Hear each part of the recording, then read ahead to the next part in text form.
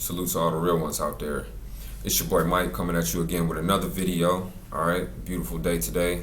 Got a lot of stuff accomplished, but if y'all like the direction that my channel was headed in, you find the content to be useful, I need you to like, comment, subscribe, and share those videos with anybody you think may benefit from them. I'm trying to build a community over here where all of us are inspired and bouncing off of each other with positive energy to overall become better as young men. And you know, if women are watching the channel, I'm not knocking you. You know, of course, I take any type of support that I can get to overall grow my community.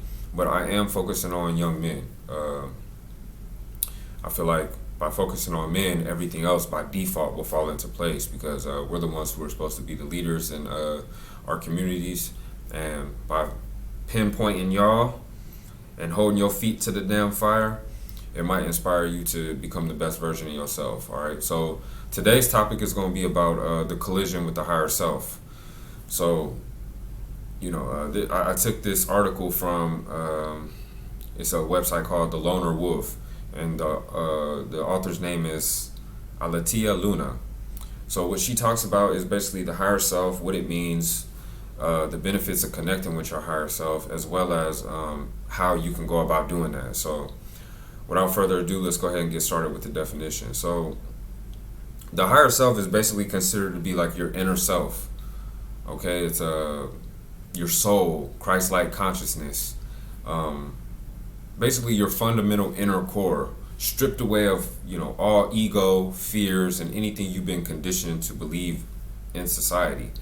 Your inner, it's like the purest version of yourself. So think of like yourself when you were a child, how animated you were, how in tune with yourself you were, how you showed all of your emotions, how you didn't have any concepts of racism, sexism, societal expectations, clothes. You didn't give a damn about your shoes. You didn't feel like you were better than somebody else because you had, let's say, Nike or whatever brand you were wearing.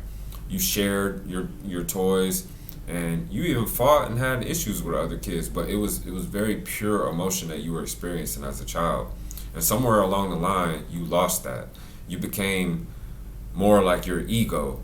And that's all coming from predictive programming on television, whatever your parents taught you, whatever your family values were.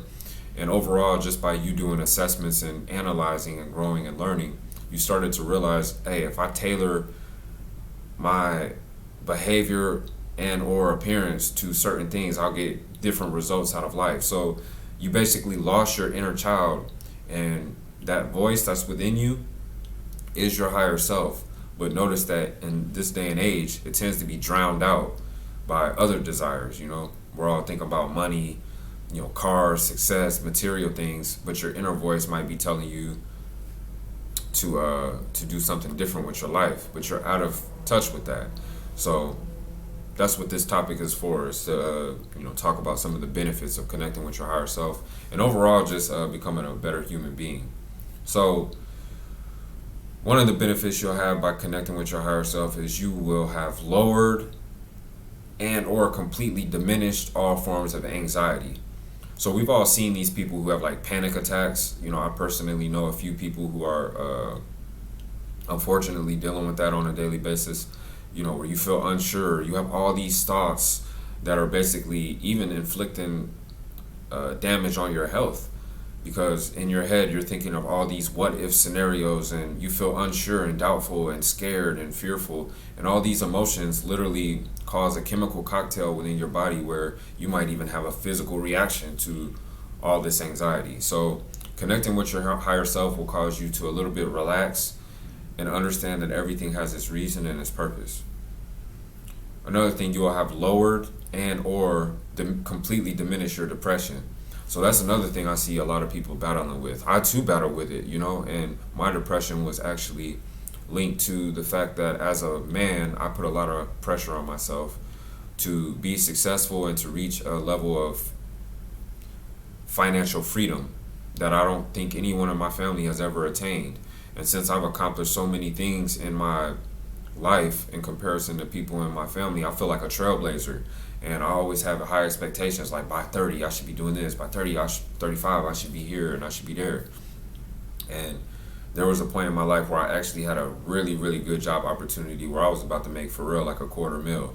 So that would have been something where I would have been able to not only break the ceiling of six figures, but I would have also been able to invest in my future and create some type of generational wealth, you know. And by me at the last minute not getting the job, I did go through a pretty crushing depression where, you know, even the job I got after that, I was making pennies compared to what I would have made there.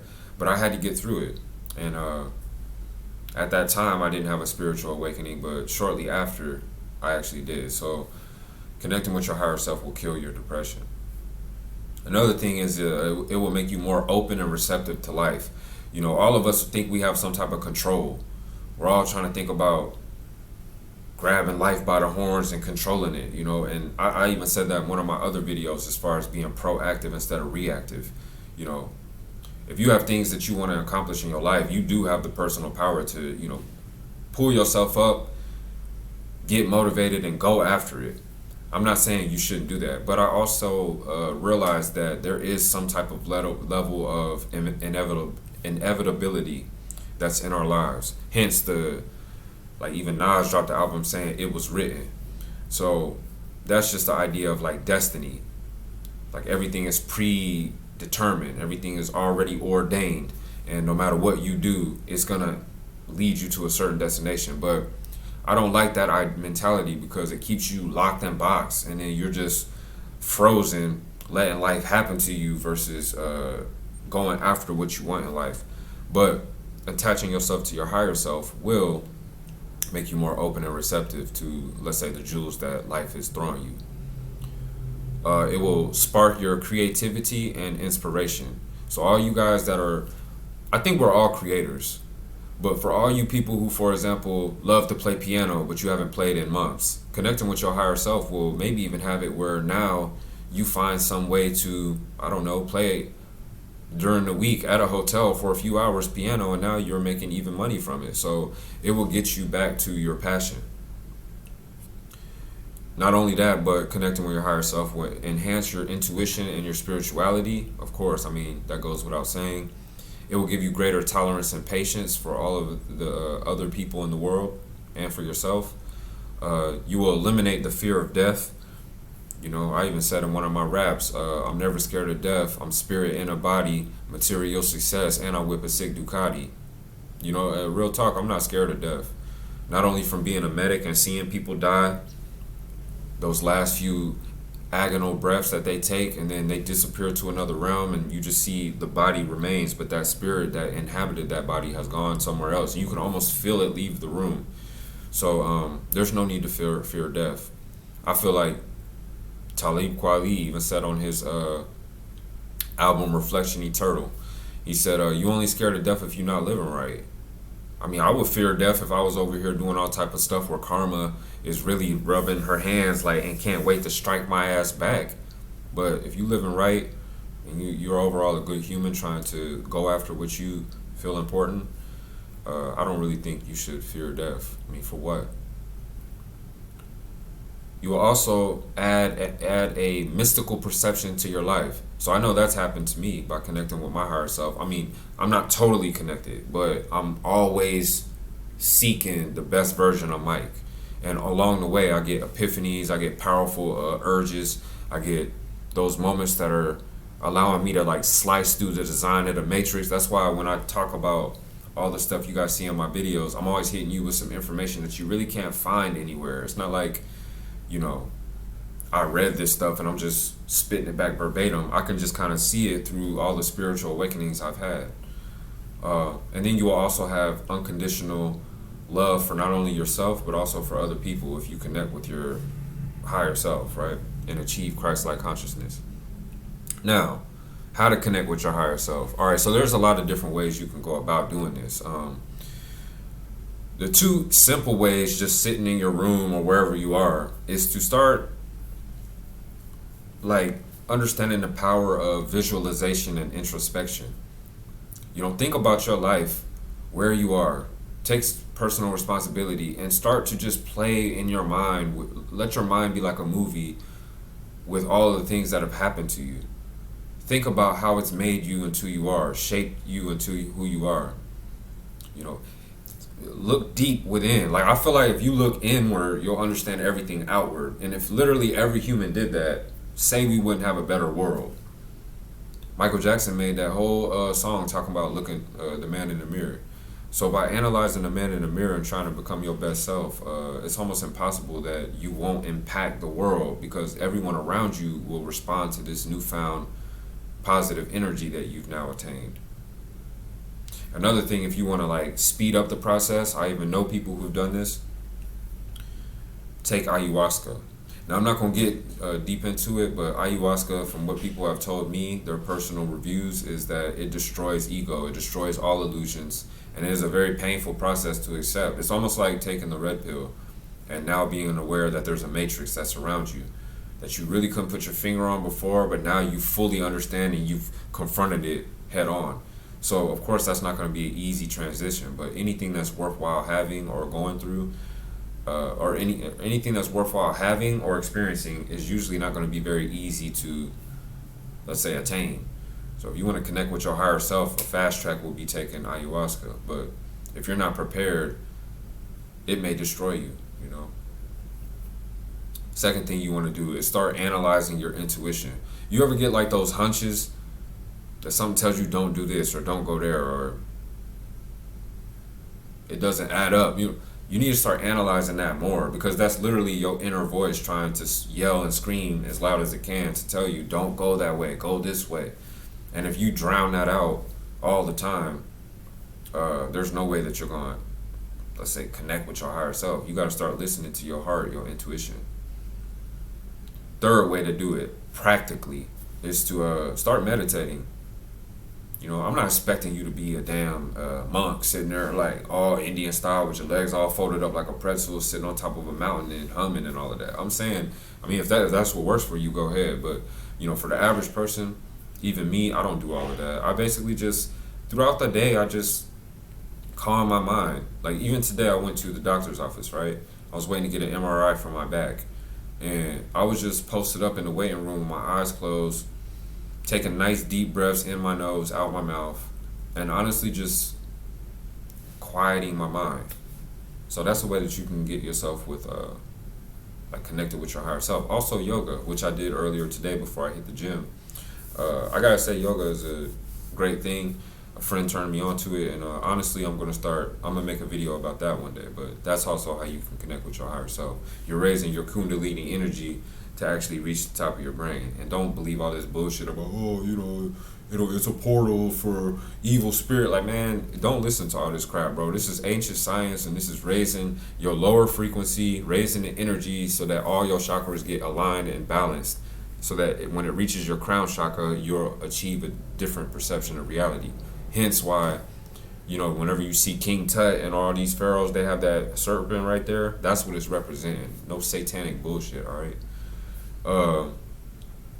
Fourth way is going to be through silence and contemplation.